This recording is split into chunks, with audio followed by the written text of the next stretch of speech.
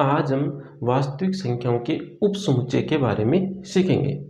यहाँ पर हम वास्तविक संख्याओं के उपसमुच्चय को संख्या रेखा पर लिखना सीखेंगे। उसके पश्चात हम वास्तविक संख्याओं के उपसमुच्चय को समुच्चय निर्माण रूप और अंतराल रूप में लिखना सीखेंगे। तो सबसे पहले बात करते हैं हम कि वास्तविक संख्याओं के उपसमुच्चय को वास्तविक संख्या रेखा पर किस प्रकार से प्रदर्शित किया जाता है। तो यहाँ पर हमने एक वास्तविक संख्या रेखा बना ली।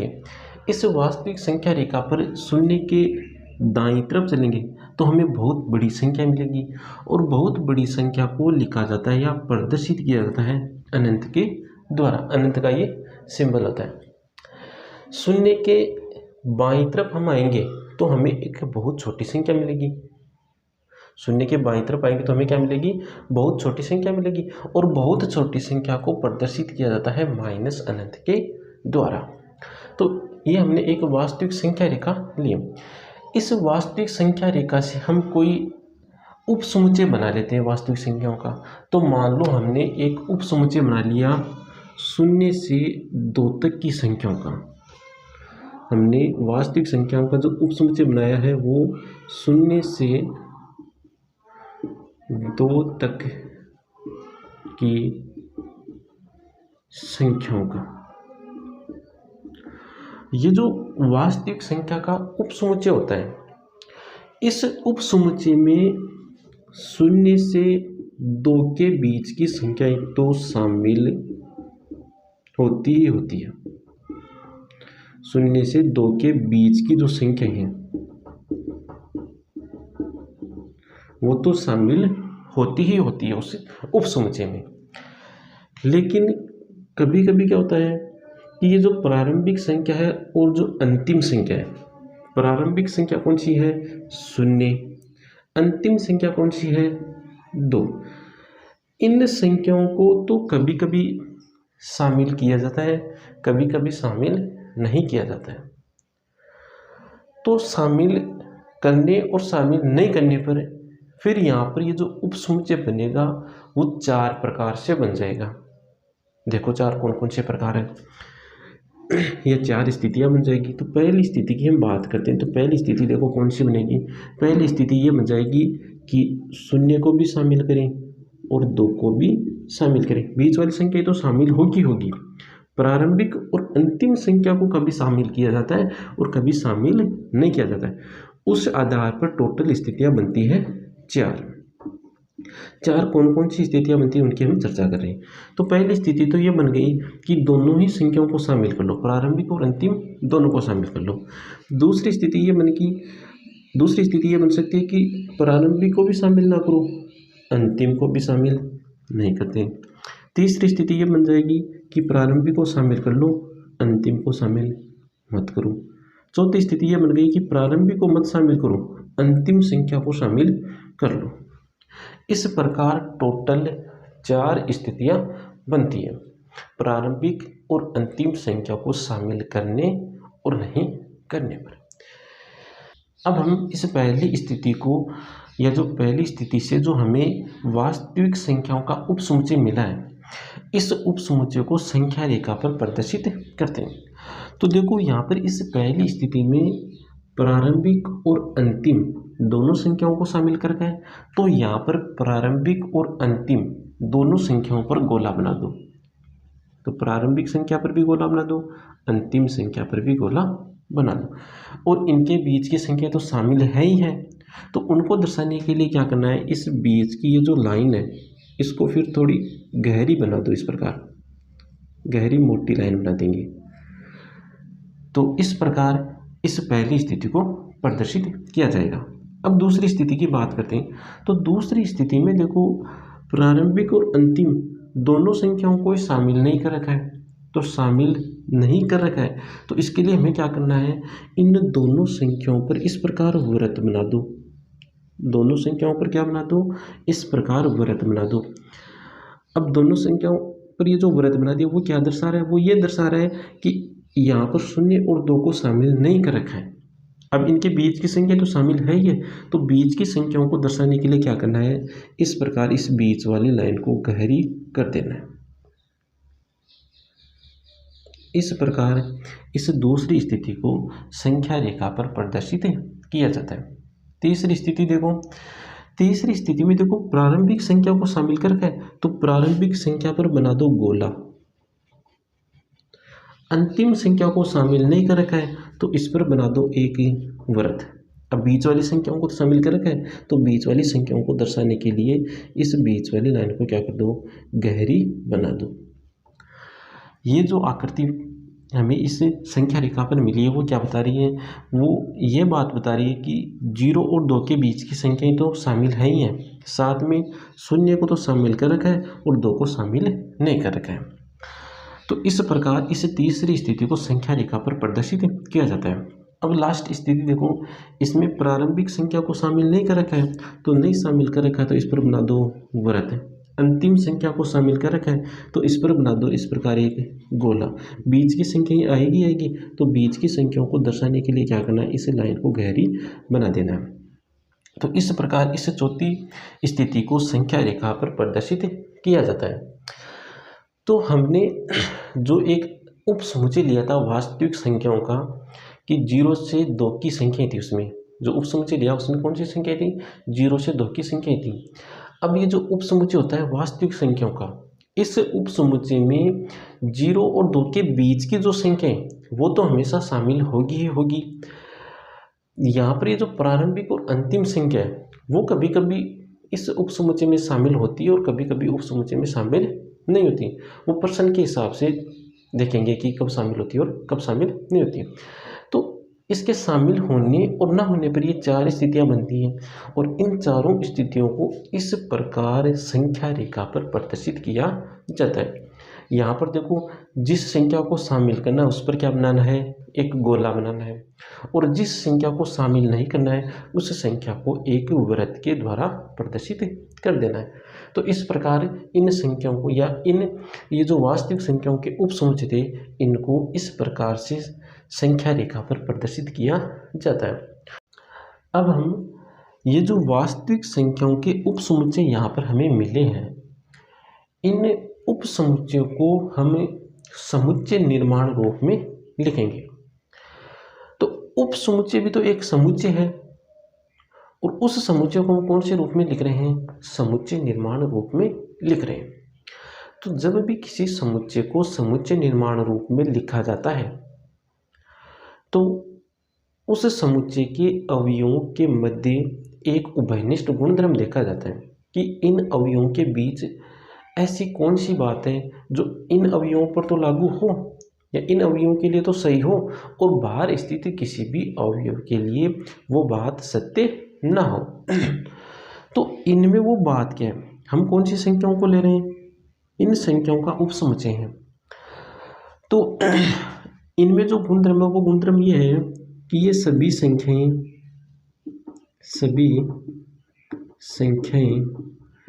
वास्तविक संख्याएं हैं, वास्तविक संख्याएं हैं। यहाँ से यहाँ तक की संख्या ले रहे हैं, तो ये संख्याएं कौन सी संख्याएं हैं, वास्तविक संख्याएं। साथ में ये जो वास्तविक संख्या है वो 0 से बड़ी, ये जो वास्तविक संख्या है वो 0 से तो बड़ी है और 2 से छोटी, साथ में ही 0 व 2 को शामिल कर रखा है। ये उभयनिष्ठ गुणधर्म है इन संख्याओं में या इस समुच्चय के अवयवों में। क्या गुणधर्म मिला कि ये जो संख्याएं हैं वो वास्तविक संख्या है जो 0 से बड़ी है, 2 से छोटी और 0 और 2 को शामिल कर रखा है। तो ये जो समुच्चय यहाँ से यहाँ तक का, इसमें हमें एक विशिष्ट या विशेष गुणधर्म हमें मिल गया।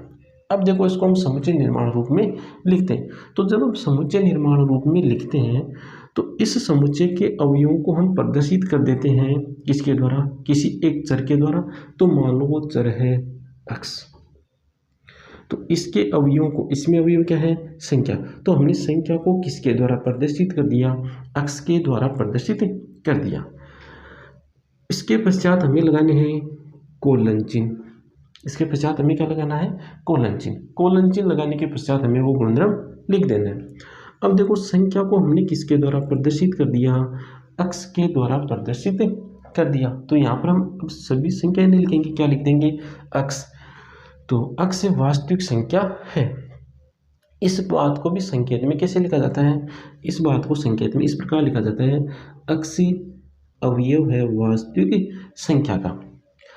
तो अक्स अवयव है वास्तविक संख्या का, इस बात को हम ऐसा भी कह सकते हैं कि अक्स एक वास्तविक संख्या है।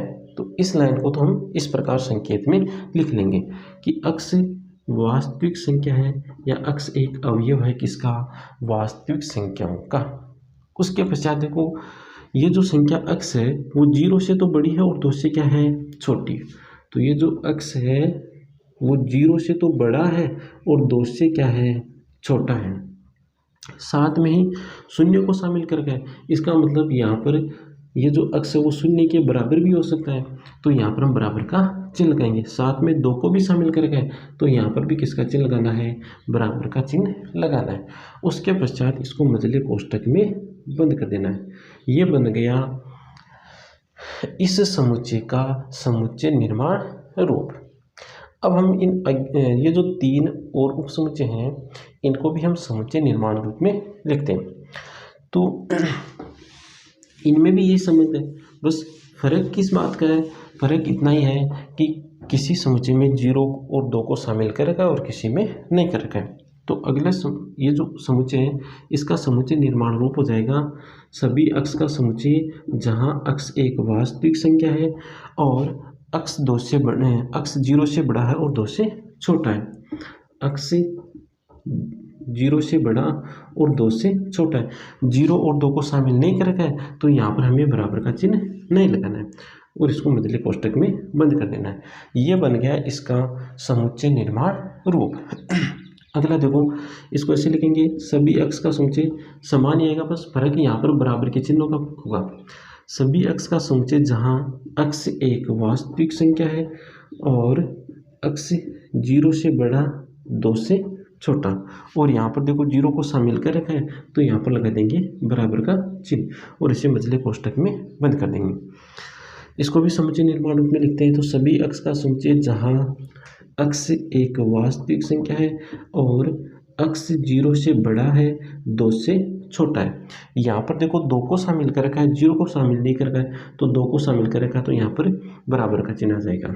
ये हो गया इसका समुच्चय निर्माण रूप। तो अभी तक हमने जो वास्तविक संख्याओं के उपसमुच्चय लिए थे उन उपसमुच्चयों को संख्या रेखा पर प्रदर्शित करना और उनको समुच्चय निर्माण रूप में किस प्रकार लिखा जाता है वो हमने सीख लिया। साथ में वास्तविक संख्या के समुच्चय को समुच्चय निर्माण रूप में किस प्रकार लिखा जाएगा, इसको इस प्रकार लिखा जाएगा, सभी अक्स का समुच्चय जहां अक्स एक वास्तविक संख्या, इस प्रकार लिखा जाएगा। अब हम इन उपसमुच्चयों को लिखेंगे अंतराल के रूप में। तो देखो अंतराल के रूप में किस प्रकार लिखा जाता है, तो पहले तो देखो वास्तविक संख्याओं के वास्तविक संख्या है इसको अंतराल में लिखा जाता है इस प्रकार। सबसे पहले लिखी जाती है सबसे छोटी संख्या, तो सबसे छोटी संख्या कितनी है, माइनस अनंत, कोमा सबसे बड़ी संख्या अनंत, और इसको बंद किया जाता है छोटे कोष्ठक में। इस प्रकार वास्तविक संख्या को अंतराल के रूप में लिखा जाता है। आगे देखो अब हम इस वास्तविक संख्या के इन उपसमुच्चयों को अंतराल में लिखते हैं। तो देखो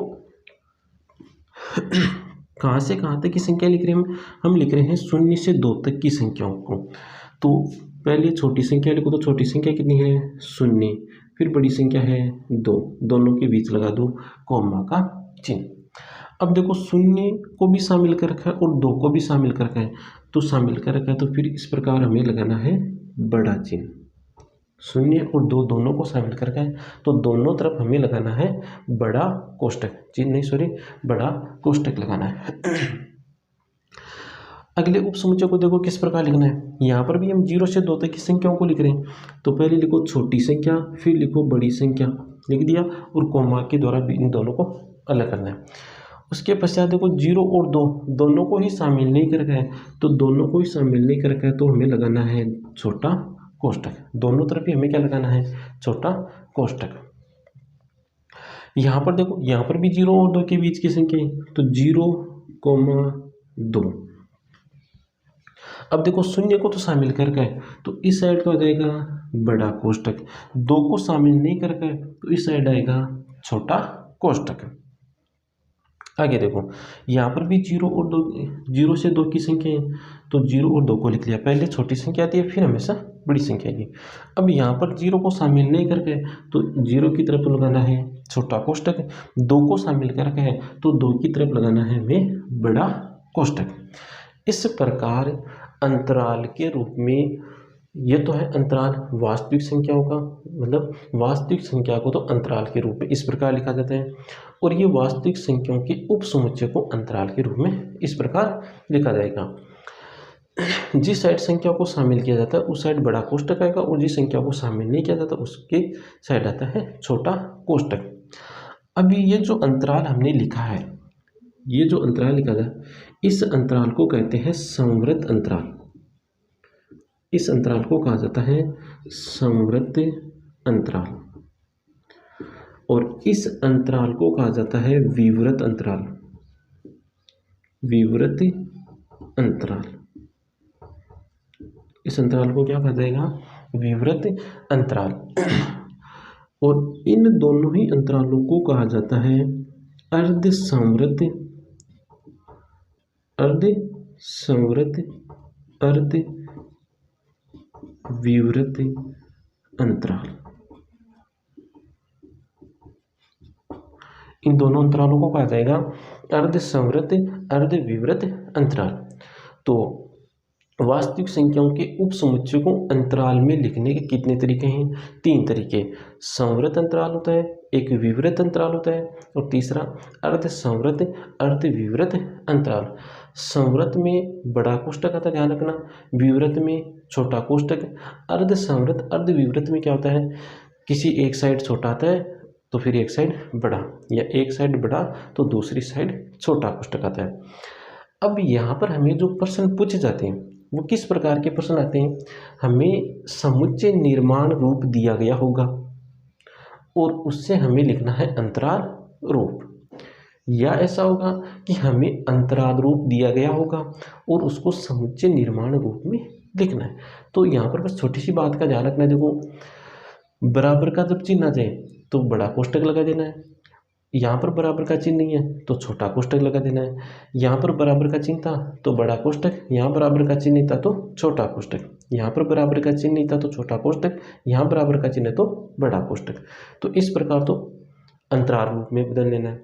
और अंतराल को समुच्चय निर्माण रूप में किस प्रकार लिख लेना है, ये याद रख लेना है कि सभी अक्ष का समुच्चय जहाँ अक्ष वास्तविक संख्या, ये तो ऐसा कैसा आएगा, फिर यहाँ पर अक्ष लिखना है, और ये वाली बात यहाँ पर जो छोटी संख्या होगी वो यहाँ पर लिख देना है, बड़ी संख्या यहाँ पर लिख देना है, और ये लेस देन के चिन्ह आ जाएंगे। अब बराबर का चिन्ह हमें लगाना है या नहीं लगाना वो किस पर निर्भर करेगा, कोष्टक पर निर्भर करेगा।